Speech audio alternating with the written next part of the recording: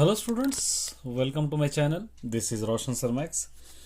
अगर आप इस चैनल पर पहली बार हो तो इस चैनल को सब्सक्राइब कर लीजिए, वीडियो को लाइक कीजिए और शेयर कीजिए, साथ ही बेल आइकन को प्रेस कीजिए ताकि आने वाली वीडियोस के नोटिफिकेशन आप तक तुरंत पहुंच सके। हम सभी SA1 की तैयारी कर रहे हैं और SA1 के लिए बेस्ट स्ट्रैटेजी बना रहे हैं 90+ मार्क्स के लिए। और हम ये चाहते हैं कि हमारे SA1 अच्छी तरह एग्जाम से हम लिखें और अच्छे मार्क्स लाए। मैं उम्मीद करता हूँ कि मेरे व्यूवर्स जितने भी हैं वो अच्छे मार्क्स ही लाएंगे, और जो मेरे व्यूवर्स है या नहीं देख रहे हैं चैनल वो लोग भी ज़रूर अच्छे मार्क्स लाएंगे, यही मेरी उम्मीद है। और आप लोग भी फुल कॉन्फिडेंस रहिए कि आपको भी अच्छे मार्क्स ज़रूर आएंगे। मैंने ऑलरेडी तेलुगु के सब्जेक्ट के रिलेटेड आंसर्स अपलोड किया था, इंपॉर्टेंट आंसर्स, लेटर्स, पोस्टर, जो भी है लॉन्ग आंसर्स अपलोड किया था। तो कुछ एक्स्ट्रा एडिशनल क्वेश्चंस बचे हुए हैं, उसको मैं अपलोड करने की कोशिश कर रहा हूँ। इसलिए आप जो भी मैं अपलोड कर रहा हूँ आप फॉलो कीजिए और उसको अच्छी तरह लिख लीजिए और अच्छी तरह याद कीजिए।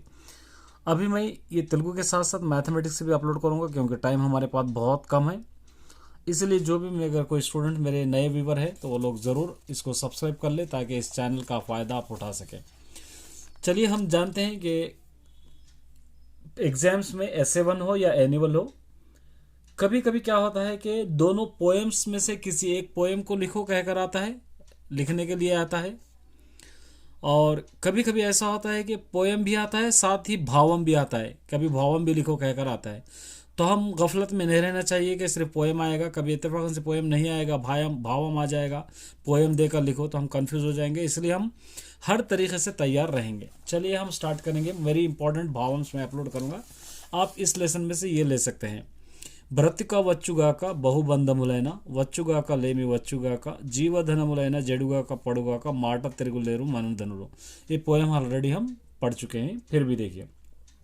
ब्रतिक వచ్చుగాక बहुबंधमुलैन, चाहे हम कितने भी मुसीबतें आओ या हम हमारे बंधन को तोड़कर भी, वच्चुगा का लेमी वच्चुगा का गरीबी आओ या दौलत आओ, जीवा धनमुलाई जेड़ुगा का पड़ुगा का, हमारे पास जितनी दौलत है वो ख़त्म होकर हमको गरीबी भी आ जाए, माटा दिर्गुलेरु मानदलो, जो इज्जतदार रेस्पेक्ट पर्सन होते हैं वो अपनी बात से मुकरते नहीं। तो इसका भाव हमको लिखना है। तो इसका भाव मैं बिल्कुल ईजी वे में आपको लिखाने की कोशिश करूँगा। देखिए इसका भाव हम यहाँ पर लिखेंगे हम। पोएम नंबर ये है, 4th पोएम है। इसका भाव बिल्कुल इजी वे में मैं लिखाने की कोशिश करूंगा। देखिए, ఎన్ని కష్టాలు వచ్చినా, ఎన్ని కష్టాలు వచ్చినా, ఎన్ని కష్టాలు వచ్చినా, उसके बाद यहाँ पर लिखेंगे మన సంపదలు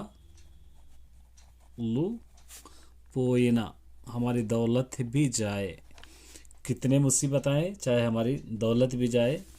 पेदरिकम वच्चिना, गरीबी आ जाए, पेदरिकम वच्चिना, अगर गरीबी भी हमारे पास आ जाए, पेदरिकम वच्चिना।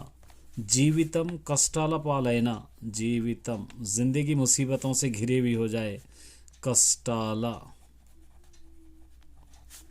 पालैना, कष्टाला पालैना। और उसके बाद क्या लिखें, मानधनुलु, जो रेस्पेक्ट वाले होते हैं, मानधनु इज्जतदार लोग होते हैं, मानधनुलु, मानधनुलु, माटनु मात्रम, माटनु मात्रम तप्परु। ये इस तरह आप लिख सकते हैं, अपनी बात से कभी मुकरते नहीं। एक इंपॉर्टेंट पोएम का भाव है। अब नेक्स्ट एक और पोएम हम लेंगे, यहाँ पर है देखिए। అన్నమైన దక్రమైన దోయంబైన శాఖమైన దనకు జరగ కొలది నతితో జనుల కడ్డం వాడక मीडरेनी लेमा वारू कलिगे लेनी वारू।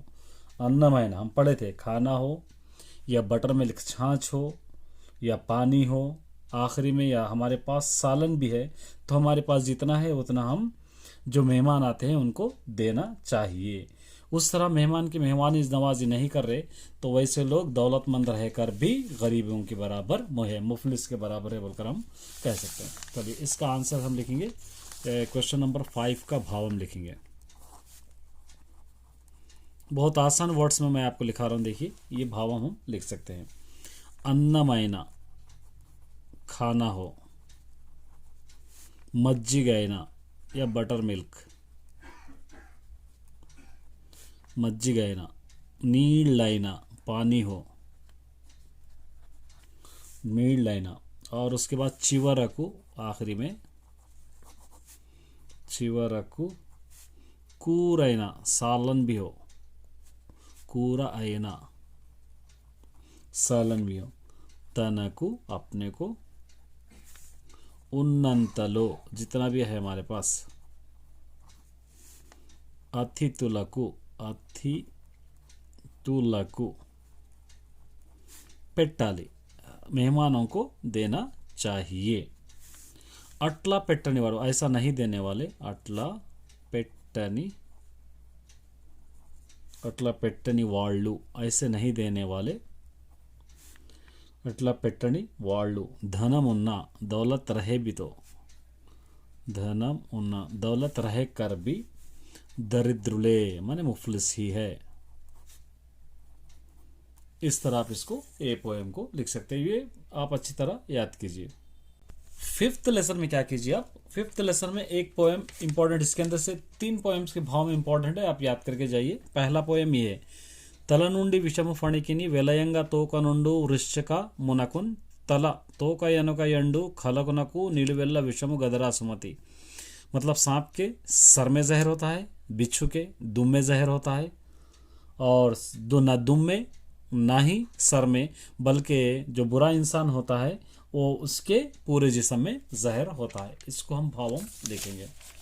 ये फर्स्ट पोएम का भावम देखिए, फिफ्थ लेसन का फर्स्ट पोएम, इसका भाव आपको एग्जाम में इतना ही लिखना है, 5 मार्क्स में आपको आ जाएगा। तो यहाँ पर लिखे, पामुनु, पामुकु सांप को, पामुकु विषम जहर,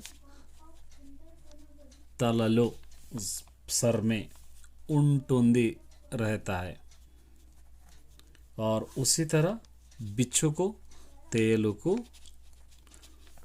कहाँ पर रहता है बिच्छू को, तोकलो,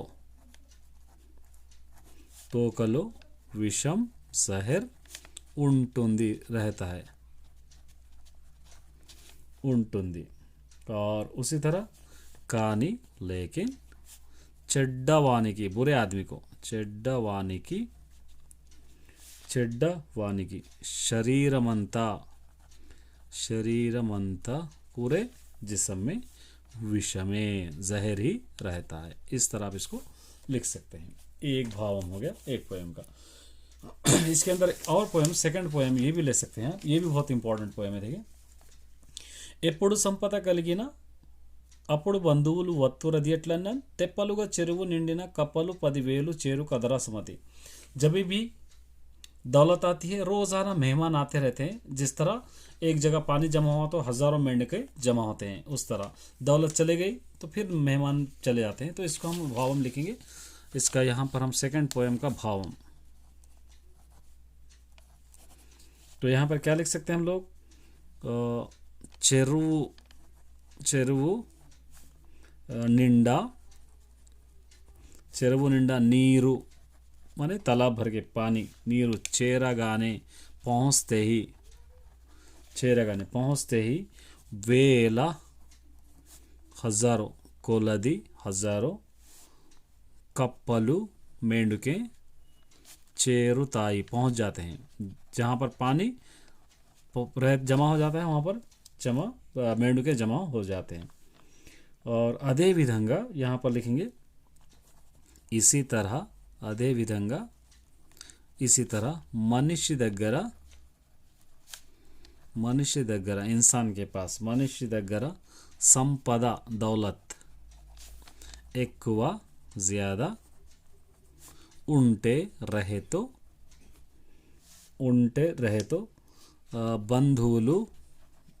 బంధువులు मेहमान, బంధువులు దగ్గరకు करीब వచ్చి आकर చేరుతారు पहुंच जाते हैं। ये इसका आंसर। इस तरह आप इसका भाव भी लिख सकते हैं। तो एक और इम्पॉर्टेंट है इसके अंदर, ये भी बहुत इम्पॉर्टेंट है। देखिए कौन सा आप ले सकते हैं, ये फिफ्थ, తివిరి సుమన దయలంబు దీయవచ్చు, దవిలి మృగ తృష్ణలో నీరు ద్రావవచ్చు, తిరిగి కుందేటి కొమ్ము సాధింపవచ్చు, జేరి మూర్ఖుల మనస్సు రంజింపలేము. हम घूम फिर कर तिविरी सुमना, चाहे तो हम रेत को निचोड़ के तेल निकाल सकते हैं और धूप में फिर कर पानी को ढूंढ कर पी सकते हैं, चाहे तो खरगोश के सिंग को भी हासिल कर सकते हैं, लेकिन बेवकूफ़ के दिल को कभी खुश नहीं कर सकते. ये है गया, ये हो गया. तो हम यहाँ लिखेंगे 5th पोएम का भाव हम लिखेंगे, ये इंपॉर्टेंट है. तो क्या लिखेंगे? प्रयत्नम चेसी, कोशिश करके, प्रयत्नम చేసి, కోషిష్ करके, ఇసుకలో నుండి, ఇసుకలో నుండి, రేత్ में से, ఇసుకలో నుండి నూనె తీయవచ్చు, तेल निकाल सकते हैं, నూనె తీయవచ్చు, निकाल सकते हैं, నూనె తీయవచ్చు. ఎండలో, धूप में, నీరు पानी, సంపాదించవచ్చు, ढूंढ सकते हैं, దించవచ్చు, संपादिंचవచ్చు. या अब यानी तो यहाँ पे एंडलो नीरू यहाँ पे लिख सकते हैं,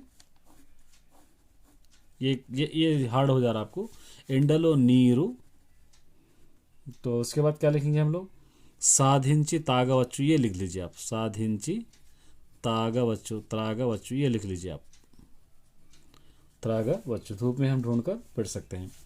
तिरिगी कुंदेटी कोमुनु साधिंपवच्चु या तेवच्चु भी लिख सकते हैं. कोमुनु तेवच्चु, ला सकते हैं, तेवच्चु.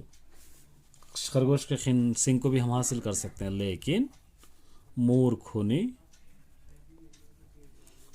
मूर्खुनी मनस्सु, बेवकूफ के दिल को, मनस्सु मात्रम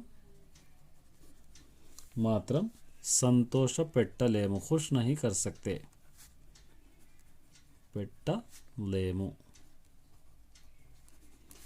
इस तरह आप लिख सकते हैं.